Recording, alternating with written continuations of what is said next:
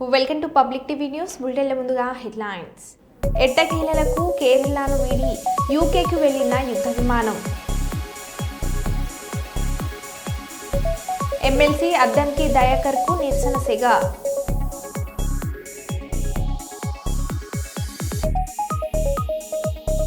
తెలంగాణలో భారీ వర్షం.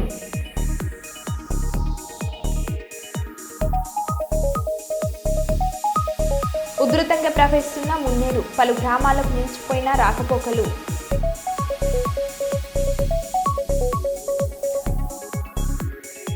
ప్రభుత్వ పాఠశాల విద్యార్థులకు రఘునాథ్ వెర్రవెల్లి ఫౌండేషన్ చేయూత.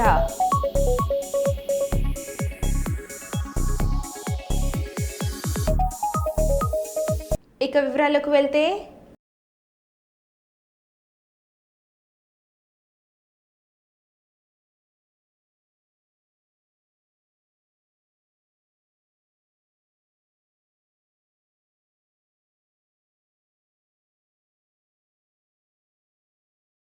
రంగారెడ్డి జిల్లా చేవెళ్ల నియోజకవర్గం మొయినాబాద్ మండల పరిధిలోని గల పలు గ్రామాలలో మంగళవారం ఎడతెరిపి లేకుండా కురుస్తున్న అకాల భారీ వర్షానికి రోడ్లన్నీ జలమైనట్లు తెలిపారు. పలు గ్రామాల రాకపోకలకు తీవ్ర అంతరాయం ఏర్పడింది. పంట పొలాలన్నీ జలమయమయ్యాయి. స్కూల్కి వెళ్లిన విద్యార్థులు ఇంటికి వెళ్లడానికి తీవ్ర ఇబ్బందులు పడుతున్నట్లు తెలిపారు.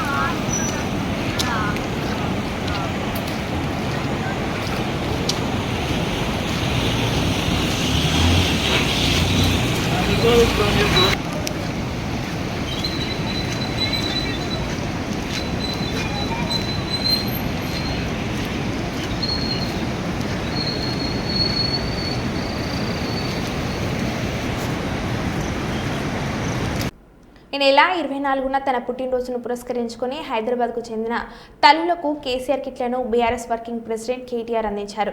గిఫ్ట్ ఏ స్మైల్ కార్యక్రమంలో భాగంగా తెలంగాణ భవన్లో కిట్ల పంపిణీ చేసి మాట్లాడారు. కేసీఆర్కు మంచి పేరు వస్తుందని రేవంత్ సర్కార్ కిట్లను ఇవ్వడం లేదని విమర్శించారు. బీఆర్ఎస్ హయాంలో ఇచ్చిన కేసీఆర్ కిట్లతో మాతా శిశు మరణాలు గణనీయంగా తగ్గి ప్రభుత్వ ఆసుపత్రిలో ప్రసవాలు పెరిగాయని అన్నారు.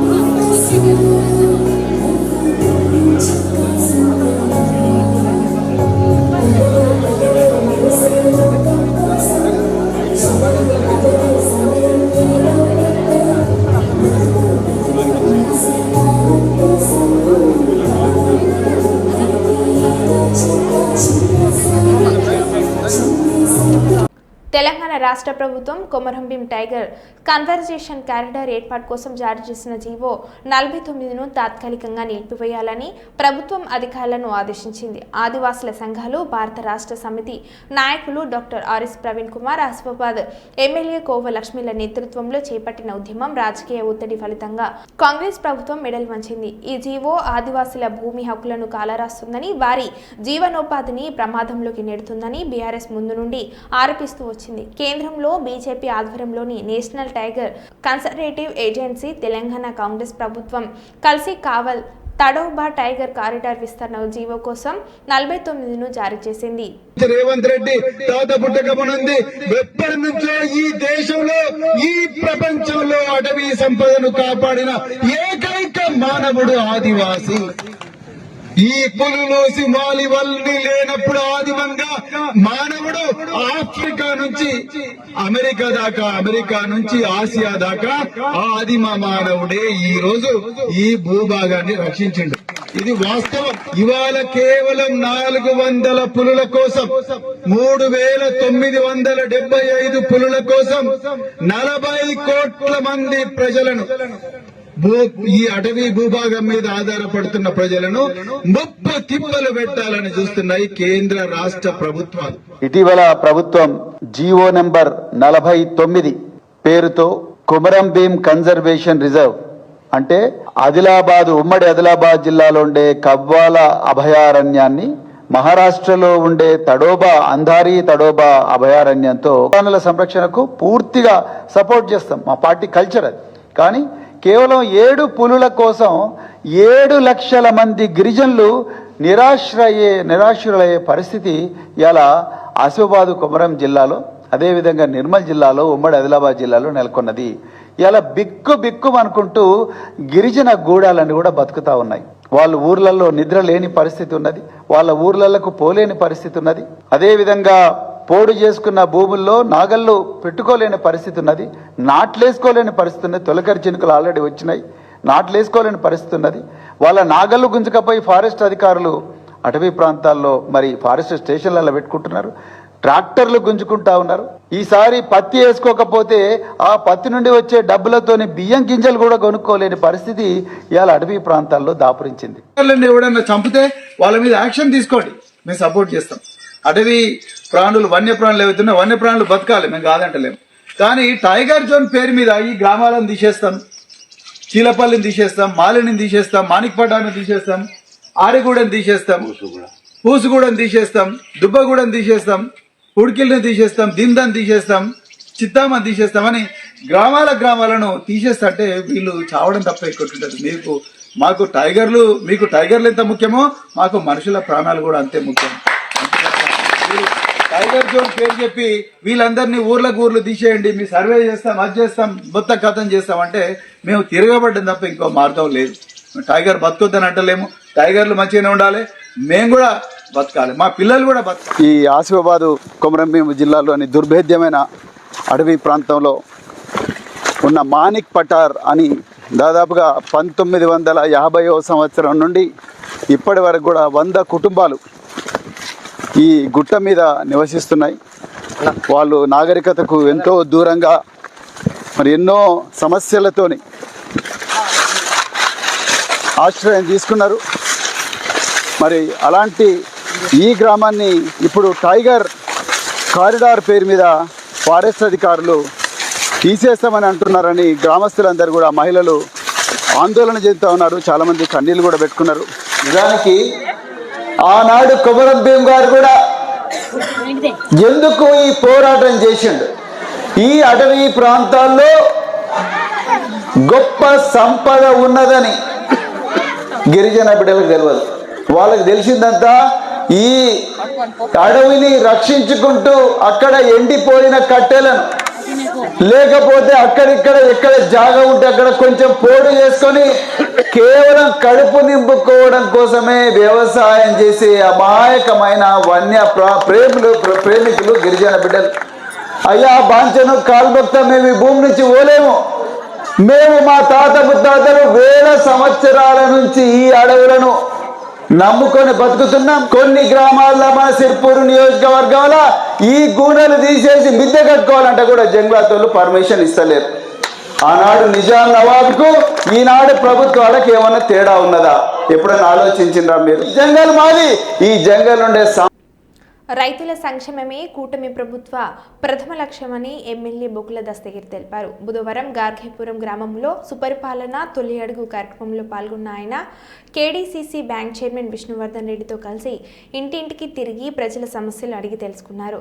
ఆపై హాంద్రీనీవా కాల్వకు నీరు విడుదల చేయగా హారతితో ప్రారంభించి మాట్లాడారు. చంద్రబాబు హయాంలో ప్రారంభమైన హాంద్రీనీవా ప్రాజెక్టు 13,635 కోట్ల పరిపాలన అనుమతులు ఇచ్చి 11,535 కోట్లు ఖర్చు చేశామని చెప్పారు. జగన్ రెడ్డి పాలనలో ప్రాజెక్టు పనులు నిలిచిపోయాయని విమర్శించారు.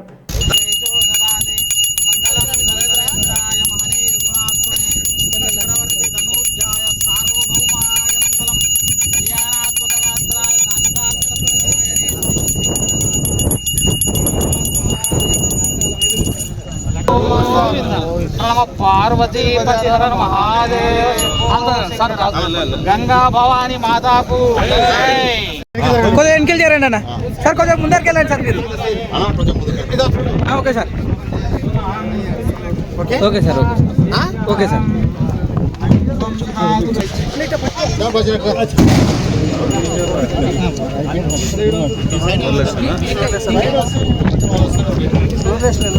అన్నా ఓకే సార్, అయిపోయింది సార్. పూలు కూడా సేమ్ అట్లనే సార్, పూలు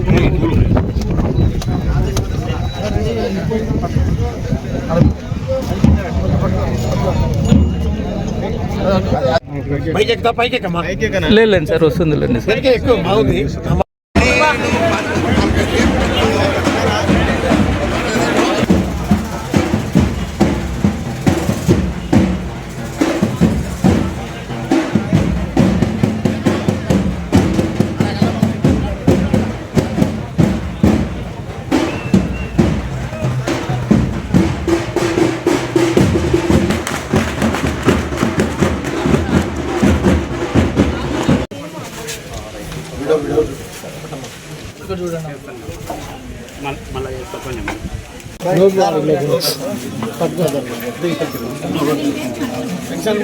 వస్తుంది కదా, 4000 వస్తుంది కదా, డబల్ చేసినాం కదా మేము. తీయండి, ప్రభుత్వం బాగుంది కదమ్మా. పెన్షన్ ఎంత వస్తుంది? అన్నదాత సుఖీ అంటే మీకు పొలం ఉందా? ఎంతమంది మీకు? అది కూడా ఏమన్నా లేకపోతే కూడా 20,000 మనం చెప్పేది. సెంట్రల్ 6,000 ఇస్తుంది, మిగతా డబ్బులు ఇంటి ఫోటో ఎవరో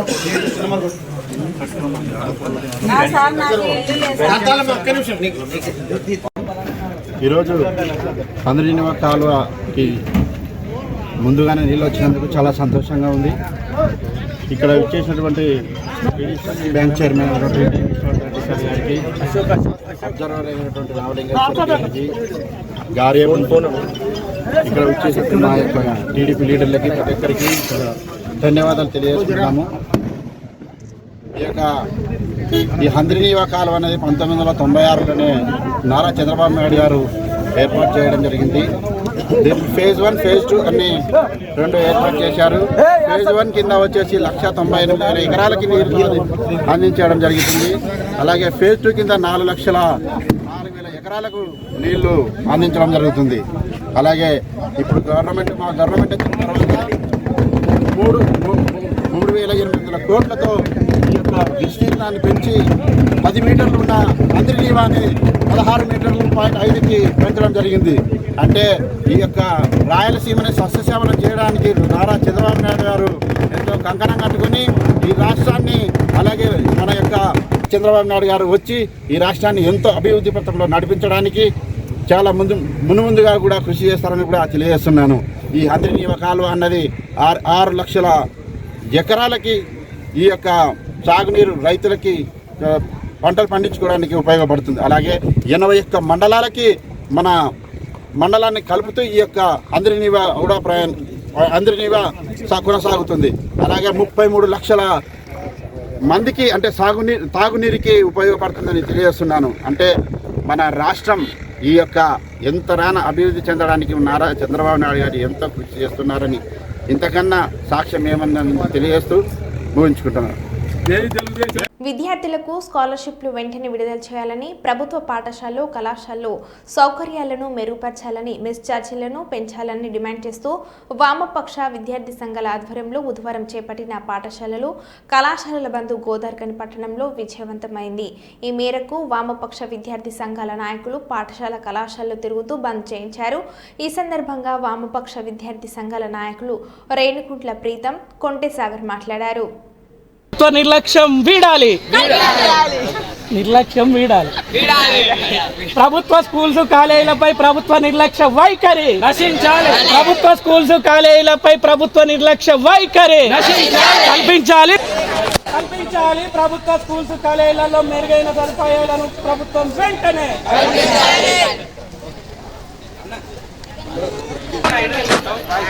ఓకేనా అది పెళ్ళి కొడతామా అరే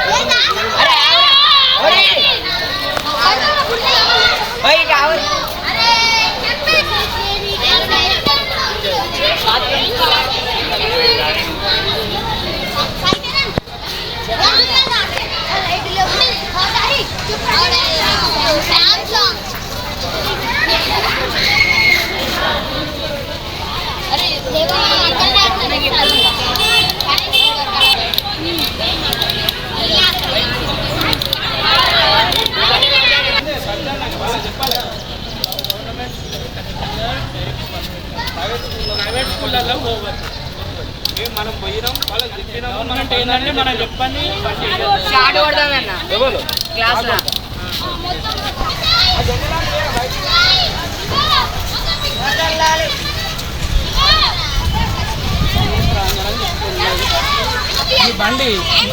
బండి ముందు రాలి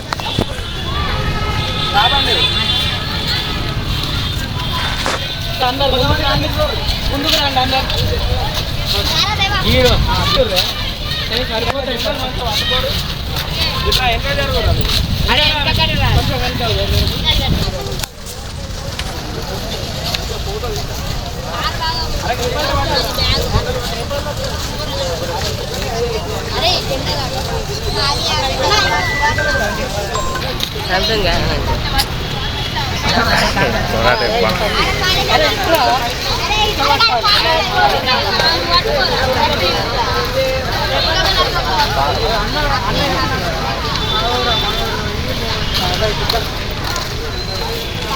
అరే నువ్వు ఇట్లా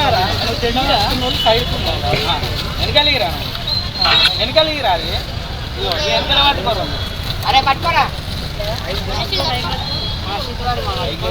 బాబు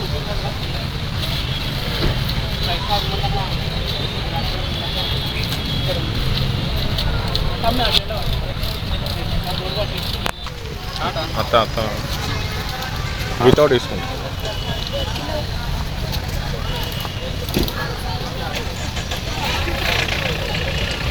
తెలంగాణ రాష్ట్ర వ్యాప్తంగా వామపక్ష విద్యార్థి సంఘాల ఆధ్వర్యంలో తలపెట్టిన బంద్కు డివైఎఫ్ఐ యువజన సంఘంగా పూర్తిగా వారికి మద్దతు తెలియజేస్తూ ఉన్నాము.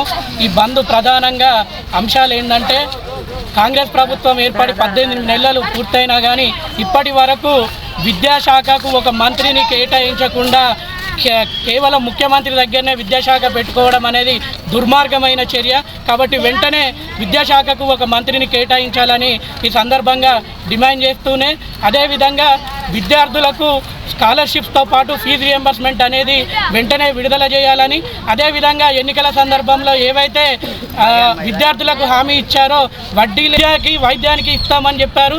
కానీ ఇప్పుడు చూసుకుంటే ప్రభుత్వం అధికారంలోకి వచ్చిన తర్వాత విద్యా వ్యవస్థ అనేది పూర్తిగా గాడి తప్పింది. కాబట్టి విద్యా వ్యవస్థను గాడిలో పెట్టాలంటే వెంటనే విద్యాశాఖ మంత్రిని కేటాయించాలి. తగిన బడ్జెట్ కూడా విద్యారంగానికి కేటాయించి మౌలిక సదుపాయాలు ప్రభుత్వ జూనియర్ కళాశాలలో పాఠశాలల్లో కల్పించాలని ఈ సందర్భంగా మేము డిమాండ్ చేస్తూ ఉన్నాం.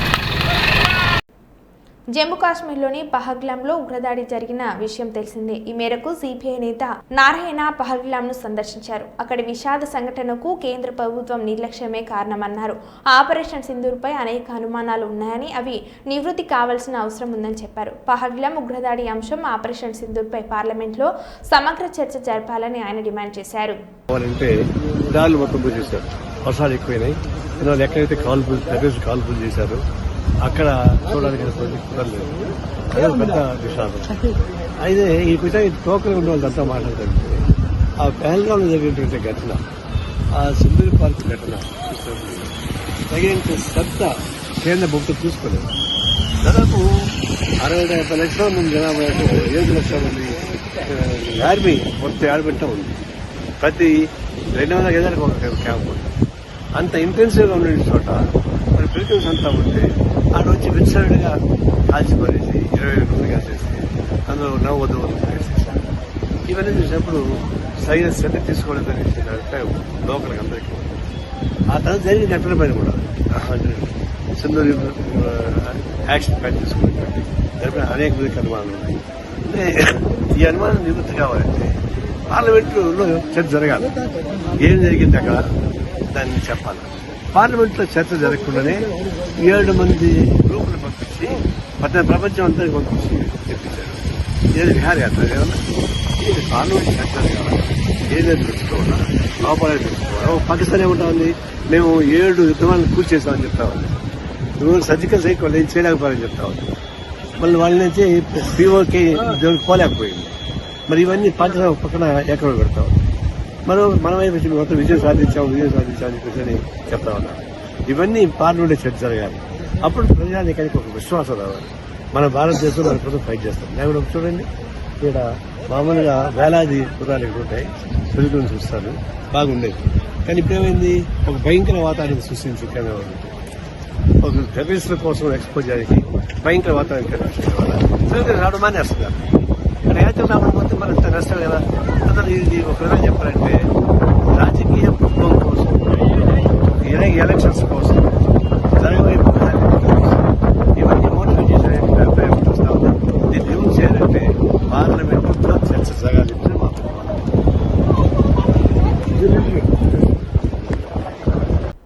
2 రోజులుగా కురుస్తున్న వర్షాలకు జమ్మికుంట మున్సిపల్ పరిధిలోని కొత్తపల్లిలో వరద నీరు రోడ్డుపైన ప్రవహిస్తుంది. బుధవారం ఉదయం ఏకధాటిగా కురిసిన వర్షానికి జమ్మికుంట వావిల్లాలో రోడ్డుపై వరద నీరు భారీగా చేరింది. లోతాటు ప్రాంతాల్లోని ఇళ్లలోకి వరద నీరు చేరడంతో ఆ ప్రాంతాల వారు ఇబ్బందులు పడ్డారు. జమ్మికుంట కేవీకే రోడ్లో కూడా వరద నీరు ఉధృతమైంది. సైడ్ డ్రైనేజీలు పూర్తిగా నిండి రోడ్డుపైకి వరద నీరు చేరింది.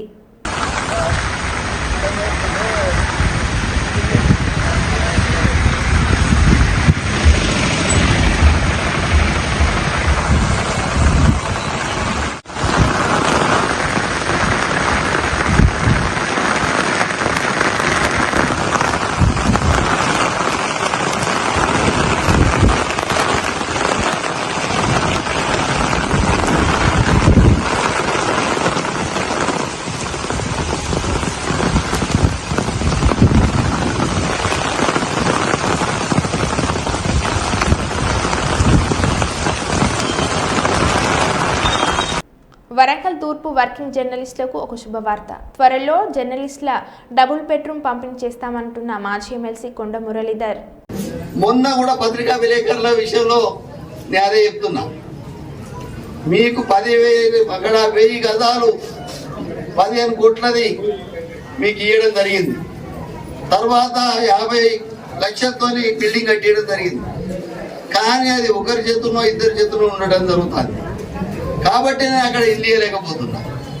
మొన్న ఒక ప్రెస్ ఆయన చనిపోయింది, వాళ్ళ తల్లి చనిపోయింది. వాళ్ళ తల్లి చనిపోయినప్పుడు కిరాయి ఇంట్లో ఉన్నప్పుడు బయట వేసుకున్నారు. ఒక్కసారి మీరు పునరాలోచించండి. అసలు ఈ ప్రెస్ వాళ్ళు ఎంతమంది వస్తుంది, రాగానే 180 మంది లిస్ట్ ఇస్తుంది. ఇక అట్లా ఏదంటే మేము 100 కోట్ల భూమి మీకు ఇల్లు కట్టియాలి. మా కలెక్టర్ దయచేసి మీరు కూడా ఆలోచించండి. అర్హులైన వాళ్ళందరూ కూడా ఈ 15 రోజులలో మరి మీ మంత్రి గారు కొండా సురేఖ గారు, కమిషనర్ గారు, అలాగే కలెక్టర్ గారితో మరి వారి చేతుల మీదగానే ఇప్పిస్తా నిజమైన లబ్ధిదారులకు. ఎందుకంటే నాకు ఒక విలేకరు ఇప్పుడే చెప్పిండు, వాళ్ళ అమ్మను వాళ్ళు దానం చేయలేదు. మరి ఇంతకన్నా మరి అది ఉండదు. కాబట్టి మాకు మానవత్వ దృష్టితో ఒక 15 రోజుల్లో మీరు మొదలు వాళ్ళని మీరు మీటింగ్ పెట్టుకోండి.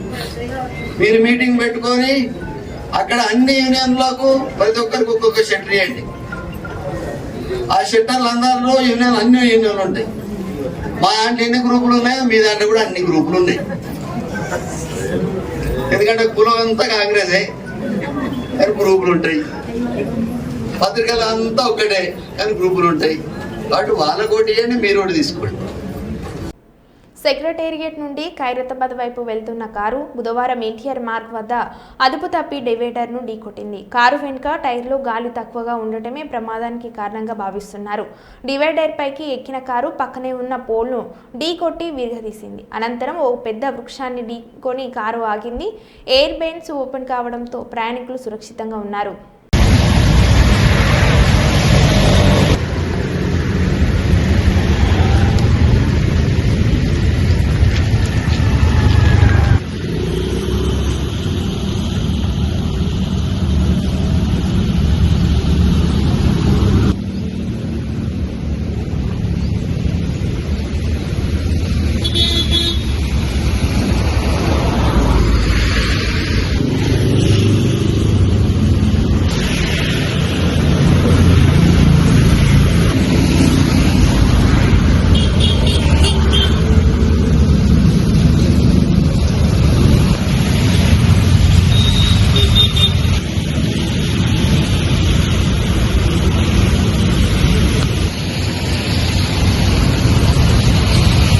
మరో బిల్టన్ల మళ్ళీ కలుద్దాం. Stay tune.